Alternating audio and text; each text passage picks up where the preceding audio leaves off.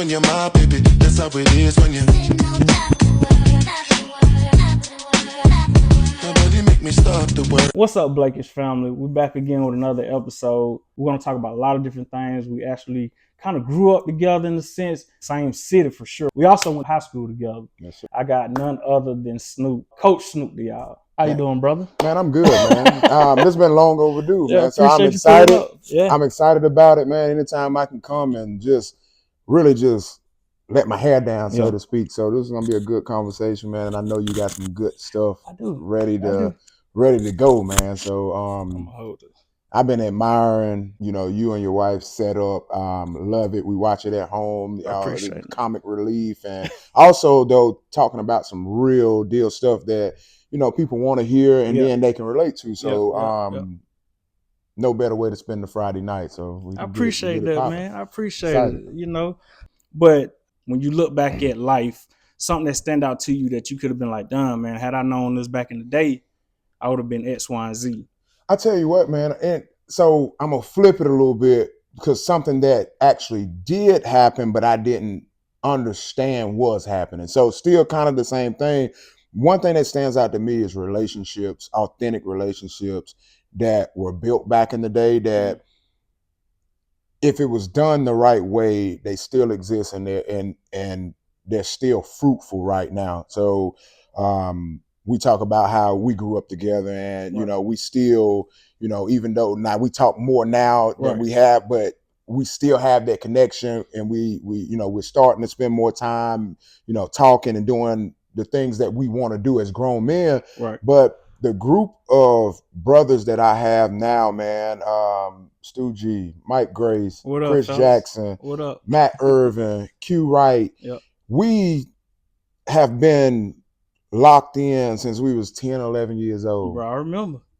And we still right now talk every single day through our group chat. Yeah, fellas got group chats. That's what's up. Yeah. We definitely got group chats.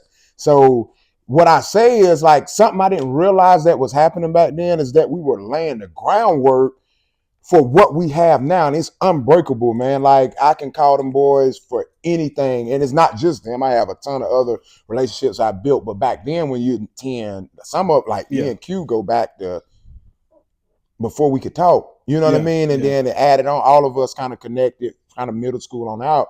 Man, it's just not realizing that those relationships, like the time we were spending, the things we were supporting each other, we had each other's back, spending that quality time, what it would mean in the adult life. So I flipped that to say, like, man, spend time building relationships. Right. Relationships change the course of life. And when you do it the right way and really care for one another and really, show up for people. Right. It's just something that can't be broken, man. And you have like friendships, partnerships, commitment from other people for life, man. Yeah. So that's, I kind of flipped it a little bit. But no, that's you're good. I agree with you. I got my friends I grew up, not little friends, them boy bigger than me. And when they older than me too, I'm the youngest out the count. But, I go down the list as well. But like those guys, we stay connected. We stay talking, we stay texting, or I might get a text, hey, bro, I see you. Keep doing what you're doing. Even though y'all don't comment, like, or share. But this is a good segue. If you like Blakeish, if you like what we've been doing, comment. I'm joking. Nah, he ain't joking.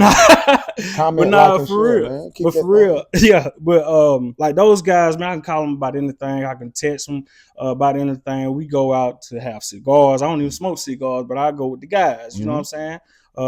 We recently did Top Golf, which was crazy. I'll tell you about that story later. But I understand relationships are important, especially in men today. Absolutely. When we had CT Kirk on, we talked about a lot about vulnerability. And a lot of things, a lot of guys, a lot of people that come from where we come from, we don't tap into that until we get a certain age. Like with you building that relationship with your guys early on, I'm pretty sure there was vulnerability around you guys. Like you can call and talk to them about anything and wouldn't feel bad or wouldn't feel like you're being judged. You see what I'm saying? Absolutely. And from on my side, I could say that it's the same. It really is the same, but I had a wall up because of my upbringing was a little bit more different from my friends, you know what I mean? But not so much different, but it was a wall there. So I had to learn that later in life, and Absolutely. really had to tap into who I am and tap into, just a better relationship with God. And that really opened the door for me showing more vulnerability,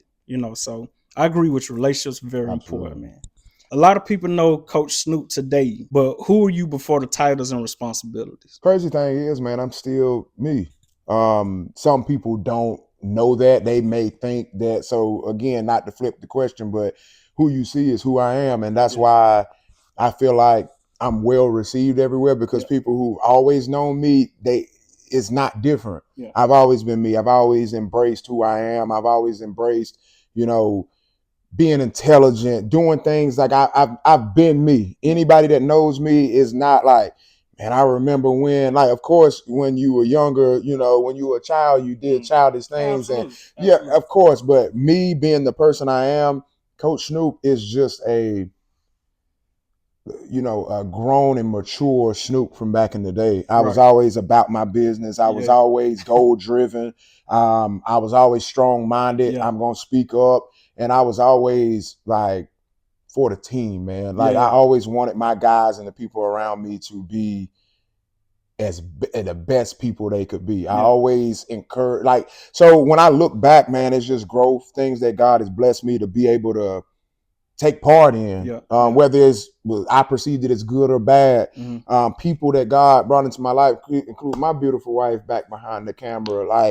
I wouldn't be able to be who I am without her, because we talk to our friends, and I don't put nobody on blast or nothing like that. But companionship both ways. Companionship is a thing that can make or break you. Yeah, absolutely. Absolutely. It is give and take, but at the end of the day, my life is really easy, man, when it comes to my wife.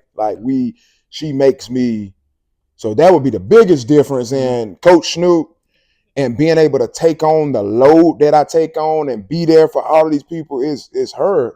She makes it easy for me and she keep me, man, I be forgetting. It's like people like, man, you got it together.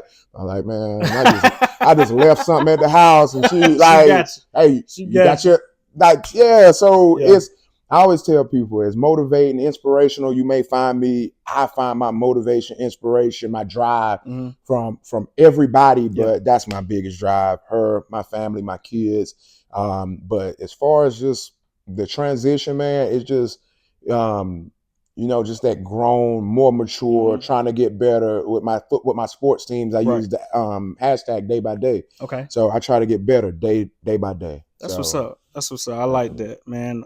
Shout out to the wife, man.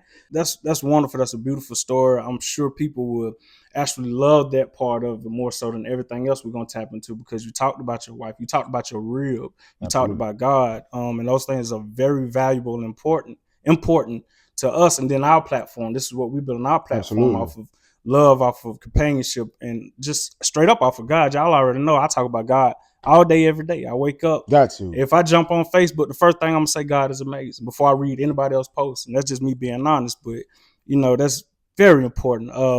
Actually, funny story. Me and his wife are part of the Illuminati. I had jumped off.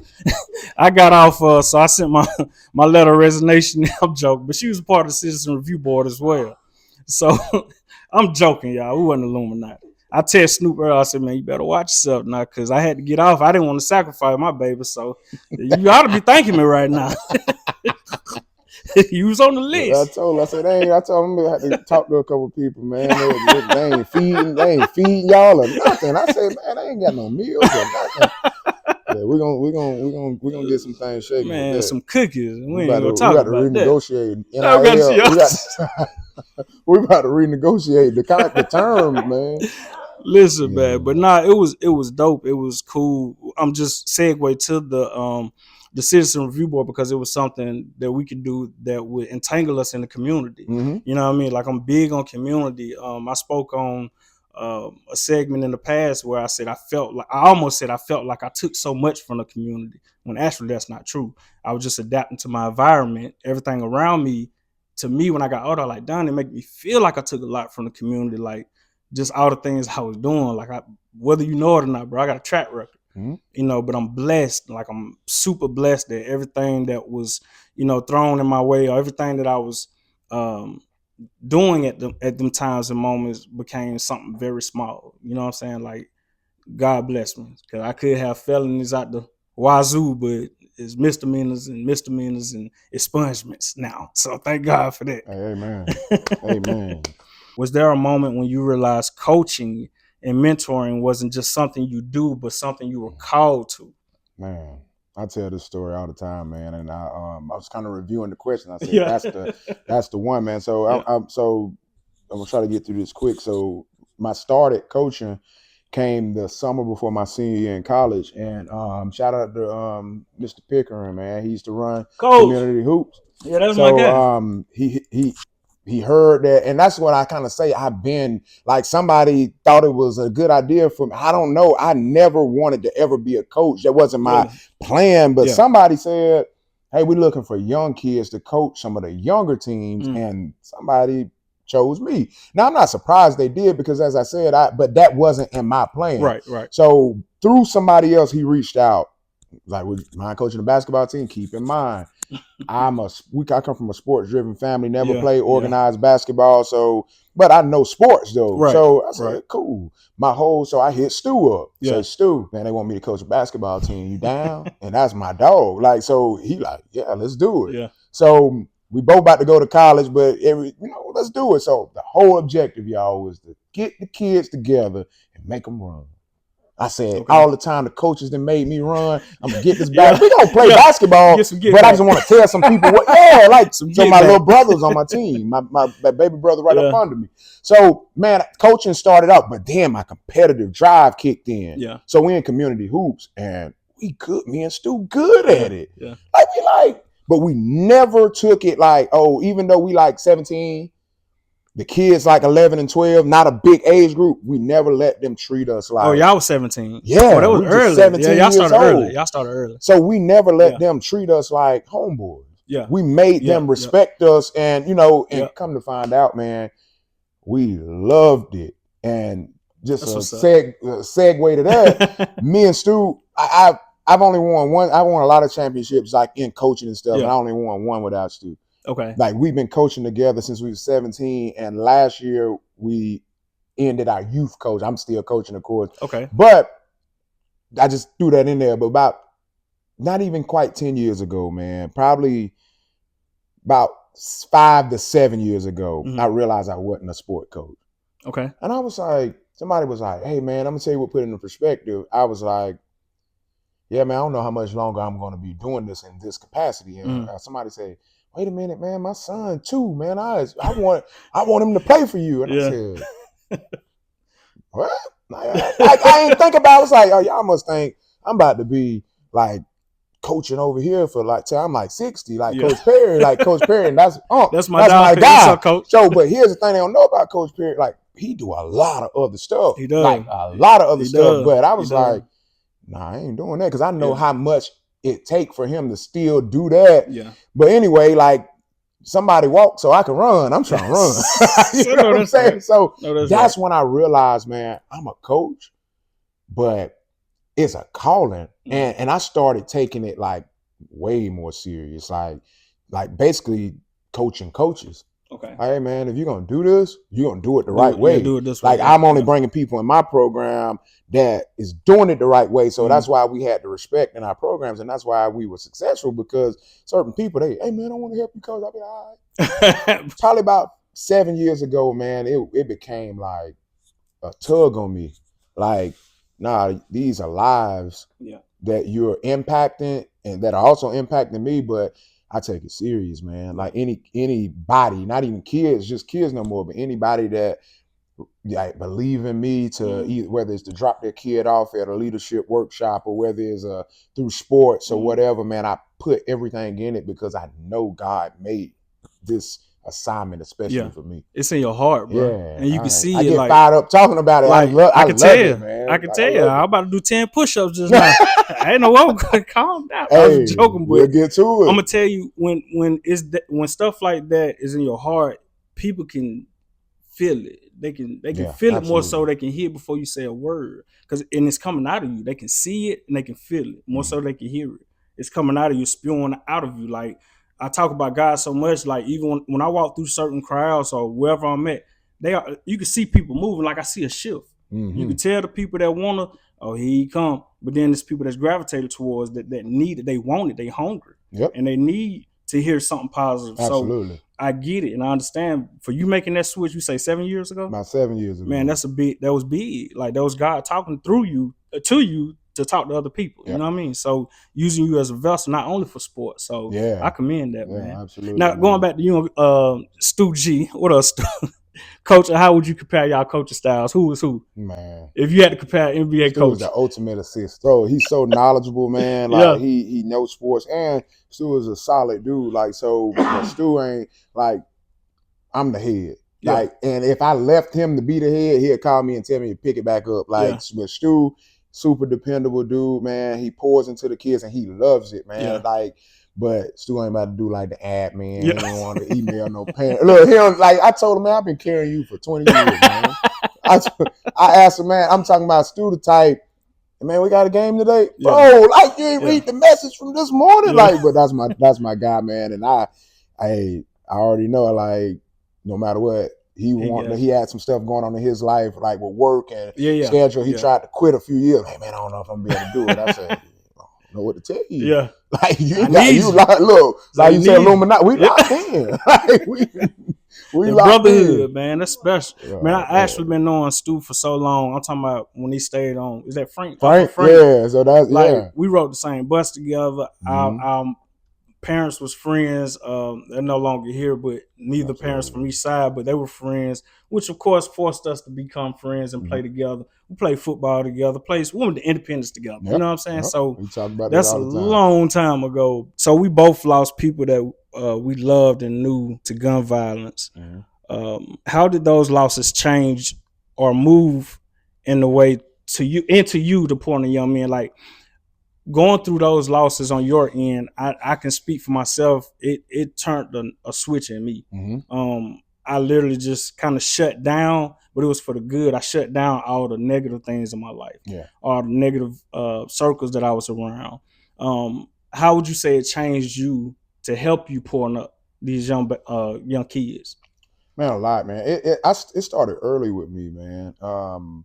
It started, and it's crazy. It started in 7th grade with me, man. My cousin Maud Massey, I remember, was killed with gun violence, and wasn't that type of gun, but still by way of gun. And I remember that. I remember that being the first like impactful loss in my life. And when I say that, I lost, like my first impactful loss was my sister, you know, when I was 8 years old, but like a friend, which is also my cousin, but we were getting to that age. We in 7th grade. So, you know, we think we grown. So we like hanging out a little more. We at the skate rink to move. So that was one, like, and you wake up and it's like, hey, like what? Like, you know, and over the years, and like you said, us being in the same circles and stuff like that, we can rattle them off.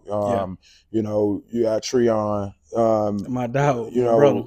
Lamont, who is my wife's first cousin, also my dog. All of us really, and I don't want to, you know, omit anyone. But those hurt, man. Like, because what happens is when you spent quality time and built relationships with people, no matter how the outside world perceives them or what they've done, we've spent that time together. Like I take Treon, who I know is more, you know, close, you know, you have more stories with Tree than me, but like everything is different. Like me and Tree really bonded in high school, and we played ball together. And won a championship. Man, he's one of the most genuine, funniest dudes. Like, man, I got so many stories, and when that happened, and it's like I still look, and I know we get grown and we have things going on, and that everybody don't know, and you might get into some stuff you probably, you know, whatever the story is, it all rolls back to, man, we were all at this place together. And life circumstances or lack thereof made people choose different avenues, and some people didn't have to. Some people, they were kind of products of their environment, stuff like that. But man, it make you feel a hurt that it did drive me. But like I said, man, I always had the mindset, and I always taught. They knew who I was, so they was gonna get that from me. Hey man, y'all need to cut that out. Hey man, whatever y'all, you know what I mean? If it was something like that. But it just added on to the story where I can drive that home to people, the kids that I see it in, and I don't want to like overwhelm them with all these bad stories, but I can speak to it as closely as I can because that means I've experienced it. But when you can speak to it and give them raw examples and stuff like that, and they be like, and then some of them know these people, so it's like some of these kids, and it's like, yeah, like, you know what was going on then, you know, I saw some of the same stuff, and it's unfortunate, man. I wish all those guys were still here. I do too, man. I do too. Great guys, everyone you name, man. Absolutely, man. It impacted me in a way where I wanted to speak more to children about gun violence and being together. It's a togetherness that we're missing, that we're lacking in this generation.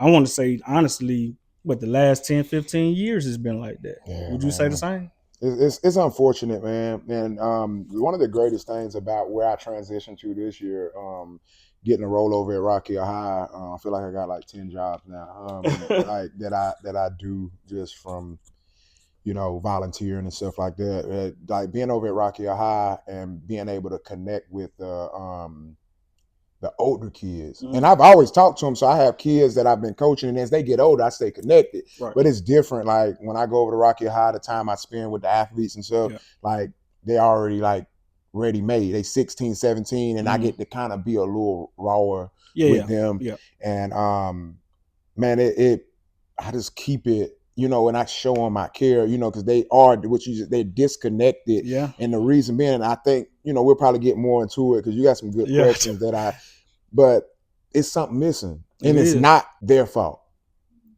It's something missing. And I'm not sure it's anybody in particular's fault. And each situation is different, right? They are missing something, but, you know, if I'm missing something out my bag that I ordered at the restaurant, somebody left it out. Right. You know what I mean? Like I didn't take it out the bag and leave it at the restaurant. Somebody failed to put what I ordered in my bag or what I needed in my bag. And that's kind of where I am. But I'm also at the point where we can't get too caught up in talking about that part of it. Let's do the work. Yeah, facts. Let's do the work. Facts. And I finally got to a point where it still bothers me that I can't help and save them all, but I don't get tied down by the fact that I can't help or save them all. Yeah. I'm too busy trying to do what God is leading me to do in that avenue. And if I can help, I'm going to help, but I'm going to keep pushing, man, and going for the cause. I'm going to tell you, it's something I think I told my wife the other day it might have been this morning, actually, where I'm no longer posting about what I'm about to do.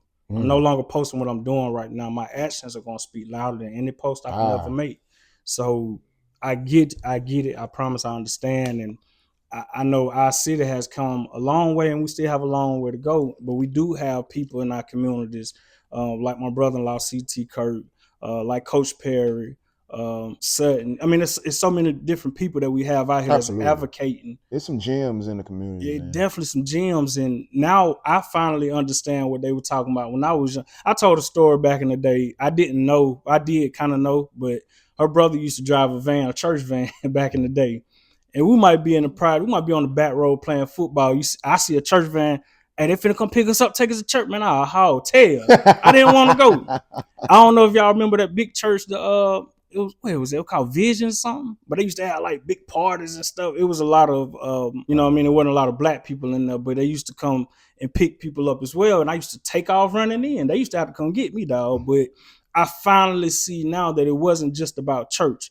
It was about togetherness, or what I said earlier, community.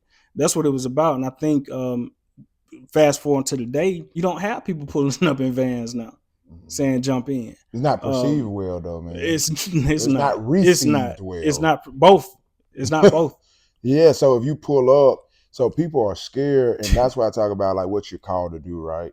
Like I don't care. Like if God is pushing me in a certain direction, and my wife knows this, like she's a little more reserved than I am. Like which I need that but I'm not like I'm not like a big time gambler on situations. I'm kind of in the middle, but like if I feel like it need to be done, I'm with it. Like I ain't about to try to figure out every single, because when I feel like lives are on the line, and she gonna make sure, hey babe, you got this, and this, I'll be like, yep, hey, catch me on the way. If you figure out something else I need, tell me, but I'm going to do this. Like, because there's a lot of people that, man, because that's not their thing, they not fully committed to it. Right.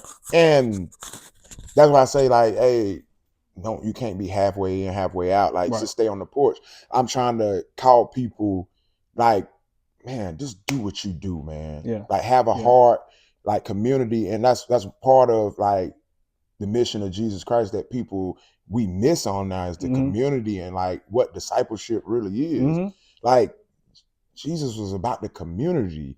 So that piece is missing, and we give ourselves outs for it. And it's not really just an out, because people, if you say something to somebody's kid, then they just all out of it. I'm gonna be honest with you, I don't care. It ain't like, I pick my spots. Yeah. You know what I mean? Because I don't want to trigger people and stuff, but I'm gonna lead with God, man. Yeah, if God pushing me to do something, I try to be fearless, because I know that he can fight that battle. Like, and I'm trying to encourage people to just get connected so you can do what God is calling you to do.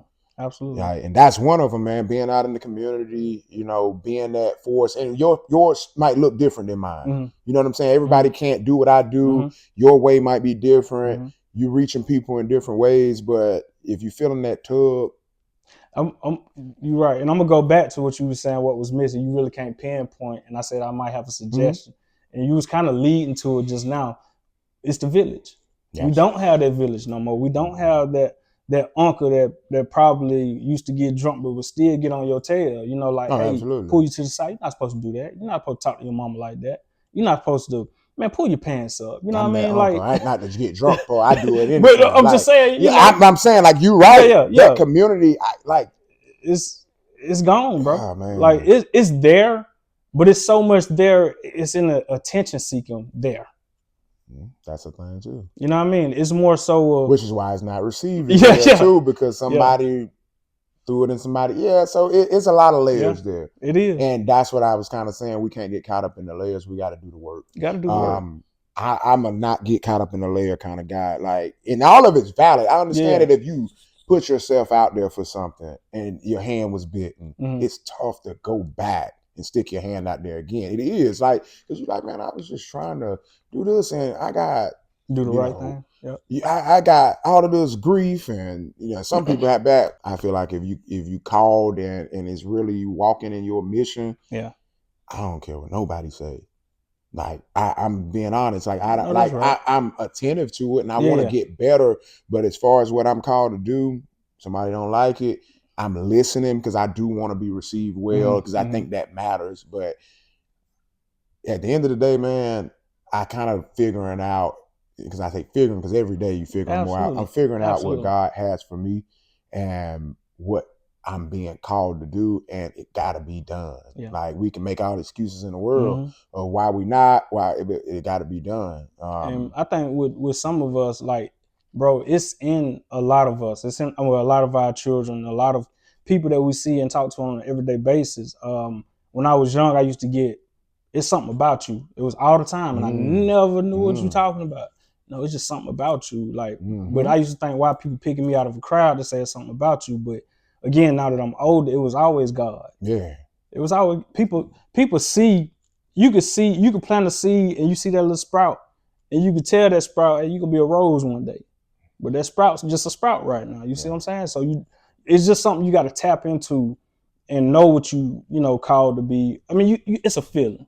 You can't hide. You can't hide from it, man. People spend more time hiding from their calling. And the thing is, they may just not know. And that's why, me and my wife been talking over the last couple of years of, like, connecting with God, not just together, because we connect together, but I encourage her and vice versa to spend your own intimate time with God, so God can speak to you about what you're like. And I ask for clarity, because life is real, like, murky.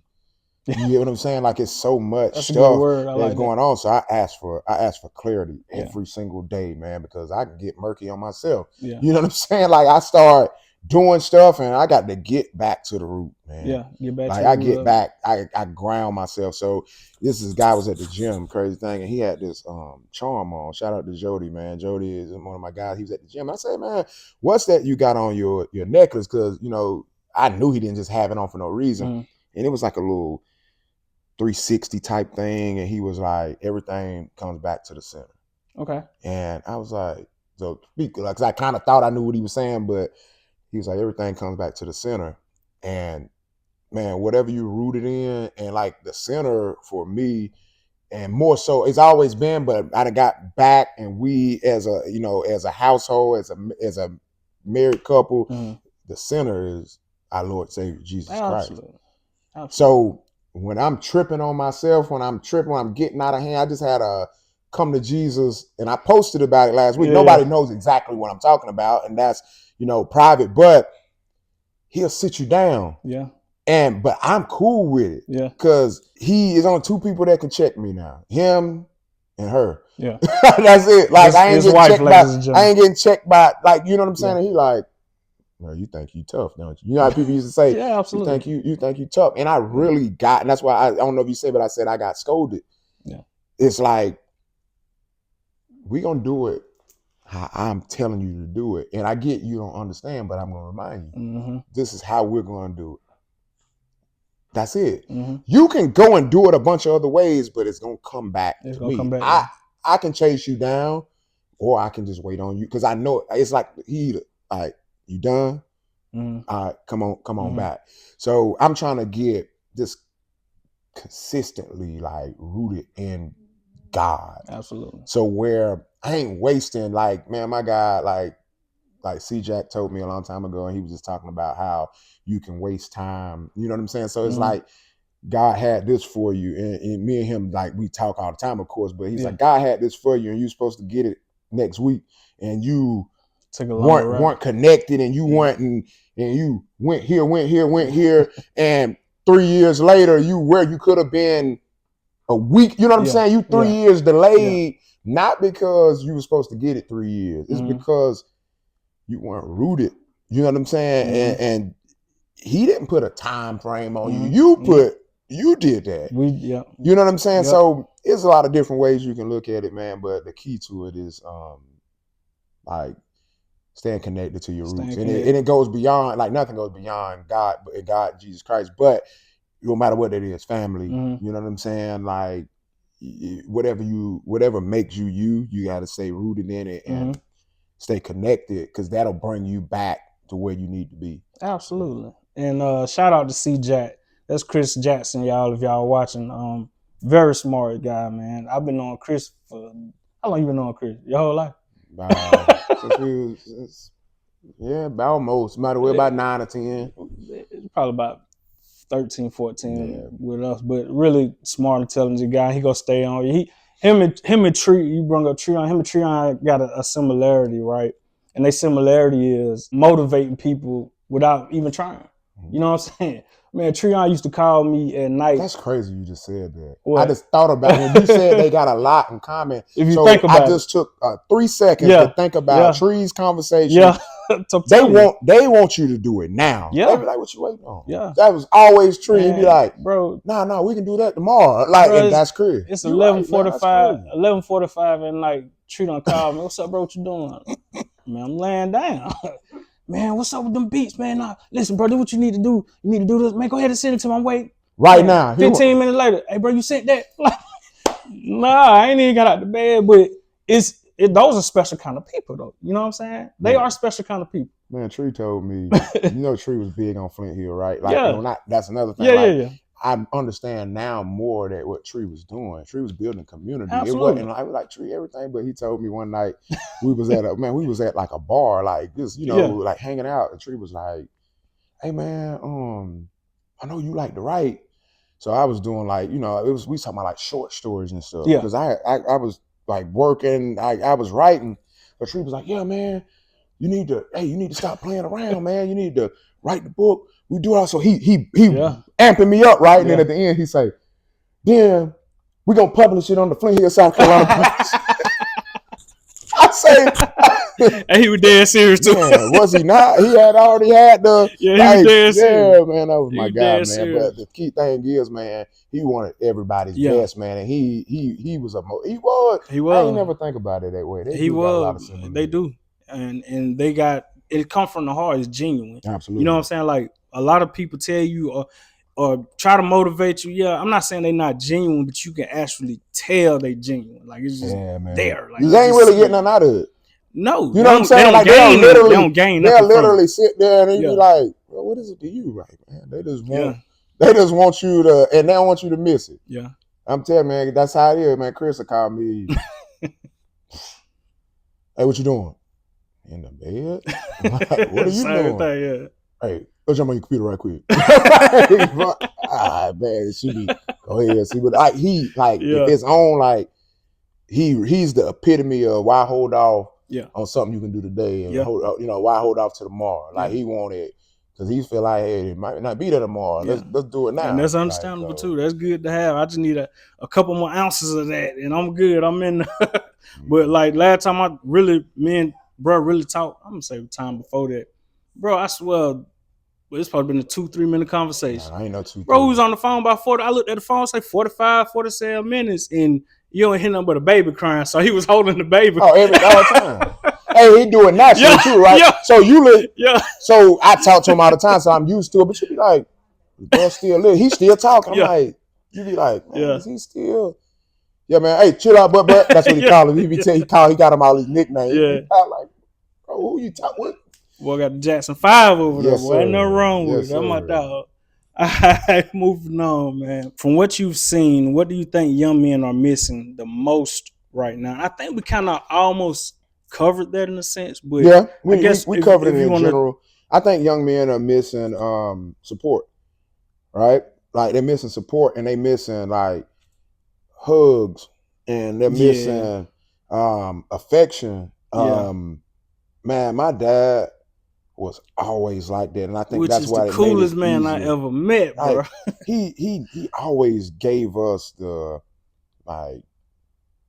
freedom to be human, not just tough. Don't get me wrong, like he raised us to be tough, but not that. Oh, man, you ain't hurt. Like rah tough. It was. He's a real man. Like he was ahead of his time. I feel like, because he was a reader. Like he was always in touch with like emote. Like it was okay to talk, and so that's more my parenting style. And I didn't kind of rubbed it off on my wife, because we both do it. But I like to let the kid.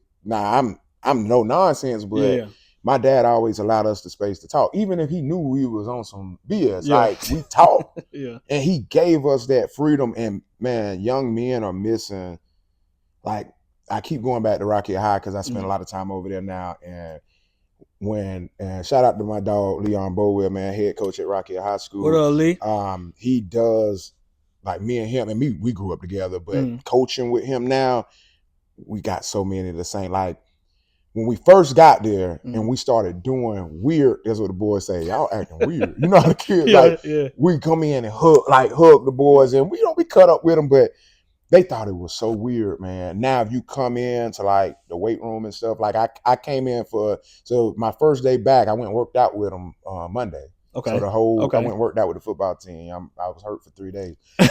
You tried to max out. I come in there, they all, man. They ain't stronger than me now, but they can do more. But I come in there, man, it just hugs everywhere. What's up, coach? They need it. Yeah. At first they gonna be like, you mean give me a hug, man? Like, or I tell them I love them. They get that little look. So I go ahead and precurse it. Like, y'all might think I'm lying. Y'all probably like, he don't even know me, but I'm telling you I love it. So now the more I say it, like I got text messages on my phone. He's the toughest playing football kid. I love you. I love you too, coach. They'll say it before me now. That's good. But when I see them, they be doing this. They need volumes, that, man. I'm saying I'll be like, man, and that make me feel good, give me chills now, because they ain't getting that. Yeah. Like the average, they ain't getting that, man. Because all the men think they tough. I'm gonna go home and hug my boys when I leave here, man. Yeah, you might have to put them in a headlock with the hug, but man, they need it, man. You're right. Man, you need to and these kids I don't know, right? I know them now, but these aren't like my son, my nephews and stuff like that. Man, I done hugged some kids this year that I could feel their body relax under the embrace of my hug. Yeah, they needed it. Like I can, like some of us say it be awkward, they kind of like, oh, but I'm talking about when I come in now and I hug. So one of my guys, man, Mo Barber, that's my guy. That's J.O. Duncan's son. Yeah. So I ain't seen him in a while, and that's my guy. He got a story, man, and he's a good kid. So when I seen him Monday, I hadn't seen him since probably the end of last semester, but it's been like a month or so. And I come in, and when I hugged him, he just waiting on it. You know what I'm saying? Like like they be needing it, and it don't necessarily mean they're not getting it, but they might need it from you. It might be different coming from somebody else, man. So that's what they need, affection. Yeah. Just like you treat your daughters and stuff like that. It may not be the same kind, but they need hugs, they need affection, they need you to tell them you love them. Yeah. Have you ever told one of your homeboys, "Hey, I love you," and they say, "Much love," or I'm like, "Nah, man, I love you. I love you." So now I started that with like, man, shout out to Q. Q Wright is big on that. He's super emotional. Q gonna tell you he love you. He was doing that way back. Yeah. Like when we was like, Q, man, you getting weird. Like we saying you getting a little weird, Q. I love him for that because he was the first one in our core friend group to just say that. I love y'all boys, man. I'm telling you, like he embraced that type of, and me and Phil get all fidgety when you tell them you love them. Yeah, like they do, and I say, like, hey, like now I'm making it. Yeah, I didn't took the last 5 years or so. I make it normal to tell my homeboys, and if they say some weird stuff after I say, because I'm not weird, y'all being weird by trying to change the narrative. It's all love. Nah, ain't no all love, man. Like they try to reword it. Like, nah, I love you, man. So like, that's it. So we gonna normalize hugging and saying I love you to these young Black boys, these young Black men, these children. We're gonna normalize it, including myself. Now I don't do it on a day-to-day basis, but I do it. I don't either. With my kid, but I do want. But I don't do it on a like. I'm not gonna sit here and say, "Hey, I hug my son every single day." Man, depends on he might come. Like my oldest son, he come in and he a 50-hour week work man. I might not want to. He get after it. So, but we do and he's a kid that we as a parent, not only me but me and my wife learn from, and he grew us as parents. Like because the whole time sharing this, like my son is really like secluded in a way, right? And he's like super like self-sufficient. Okay. He don't ask for a lot. He can go get on his own. That's our oldest. So the whole, lo and behold, the boy's whole life, we thought that's how he wanted to be parented. Like we thought, hey, man, he go in his room. He don't really give you much. Man, but he had little hints every now and again. Like we do stuff, he'd be like, he asked like, is his uncles coming? All right, they coming over? What does it matter to you? You be in your room all the time. But so it took to the boy being 16, 17, we have a knockdown drag out with him at the house. Like we took a little offense and he basically like called us out. And we're like, bro, like we was giving you the space like you in your room. Yeah. Come to find out, that ain't how he wanted to be parented. Okay. Like now, it wasn't our fault necessarily because we weren't not giving him, but I say all that to say everybody needs that. Absolutely. So it's like this little umbrella of like, where it's gonna come with the meat and the bun. You can add the cheese. Like everybody, that's part of the meat and the bun. Yeah. Like the burger come with that. Yeah. You know what I'm saying? Like you can add what you want. The hugs, that's not extra, man. Yeah. And we like that's not extra. Yeah. That is a part of humanity, man, and they need that. Isn't it funny how, as adults, and I'm pretty sure it's been going on for a long time, but how children can teach you something. Absolutely. I spoke about a while ago, a couple of years back, where I said my youngest, I would say all three of them taught me forgiveness. And that's so big and important and with us as men and us as Black people, because we don't forgive so easily. No. But if you whoop your child or if you put your child on punishment, the very next, when they done, or an hour later, a day later, they're going to be in your face like nothing happened. You know what I mean? Because they love you, but that love is forgiveness. You know what I'm saying? So I'm infatuated by the things you can learn from children. Absolutely. I used to tell her all the time when I worked at a school, I was a behavior management assistant there. I learned so much from these little kids. They little people. They little grown people, minus the boogers, the snots and all that. But they little grown people, man, You could take from them, but absolutely, man. No, that's dope. Yeah, we need to normalize that, and I think that is one of the things that is missing with today's youth. I really do. What's something you had to unlearn today to become the man you are today? That I'm always like, no, I don't want to say that because I don't think but like I'm always the smartest person in the room. No, bro, you pretty smart. I used to say that one back in the day. Like Right. I really did. She said when you used to be on the bus, Yeah, smart as I don't know what. I was too like boisterous with it, and I was never the type. And I don't even mean like with my words of saying like, "Hey, I'm smarter than you," Yeah. but I had the mindset that when I got in the room, I wasn't in learning position. My posture wasn't right. Okay. It was more so I'm about to show these people that like who I am. Now I still come to show whose I am now. So it's a difference. Yeah. You know what I'm saying? Like not who I am, but whose I am. Like I'm like God's son. Yeah. Like, you know what I'm saying? But part of that is embracing the room and realizing that everybody can add too. Man, I'm the ultimate now. Like I be like, what you got? Mm-hmm. What you got? And I implement something that I'm like, dang, they be surprised that, nah, like, we're gonna work smarter than harder. Like, what you got? And then we all sit around and say what we got. Now somebody gonna say something crazy. And Of course, like, bro, of we're course. not doing that. But of course. I always approach certain things like I know how smart I am, and people have told me how smart I am. I also was understanding of the blessing that God. I've always been intelligent, but man, it's circumstantial, man. Like it's cool. Like I'm gonna say this, and I don't care what y'all think about it. Like in my house, like my wife is the handyman. Yeah. You understand what I'm saying? Like, and I don't care what y'all think about it. I don't think nothing about it. I'm just I'm just talking about the people. I'm talking about the Blakeish people out here. Hey, y'all can feel how y'all want to feel. And guess what? I love it. Hey, she's like, she can fix stuff. Yeah. And that ain't my thing. Like, I ain't like, I used to be kind of offended. Like, she'll come and like, man, you need me. So I'm going to share real quick what changed that. Bought my son a basketball goal. Okay. My oldest son. It's Christmas. I'm putting the goal together. I'm teaching how to play basketball. I'm putting the damn goal together. Yeah. Like she need me help? I'm good. I'm over there with the tools. This ain't my thing, but I can follow instructions. So, bro, put the goal together. I know it's probably better together, but I'm doing it. And she did this too many times. Put stuff together. I'm doing it, right? Bro, I got the goal, get to the backboard. Backboard. Man, finally figured it out. Man, I got ready to put the backboard on the little, on the pole and put it together. I'm laughing because I did it. Whole thing backwards. And guess what? She knew the whole time. So she sat there and watched it. Well, kind of like, but she was trying. I said, no, she was like, but that part, I was like, hey, I got it. So you blocked your blessing. Blocked my blessing.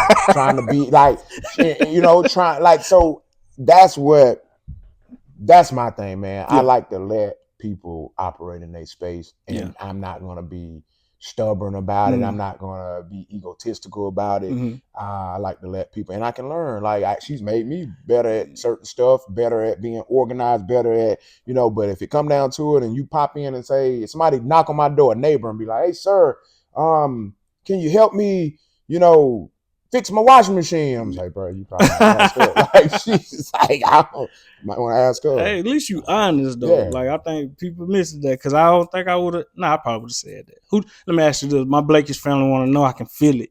Who changed the tires? We got a flat tire. Nah, I can change the tire. Oh, he can change the tire. Y'all stop thinking that, y'all. She gonna help her. She know right now. You need to. Y'all need to link up. But now, she make everything easier. Man. Yeah, that's she good, like, man. Hey, you need to move the jack. Like the jack ain't on. Like so. Yeah, everything. But isn't that fun though? Like that's. Oh yeah, man. She make everything like it be like. I already know, like, but she make everything easier, man. She's super knowledgeable of stuff, man, because she did a lot on her own. You know what I'm saying? Yeah. So she's pretty worldly and she's pretty dope. Yeah, that's good. So, now we got to say some of it. Yeah. We're gonna do a marriage. I guess when we do a part 2, we can. Would you join us for a part 2? Yeah, she locked in. She committed. Okay, she committed. But no, I think that's super dope. I mean, I don't even want to jump into marriage. I really do.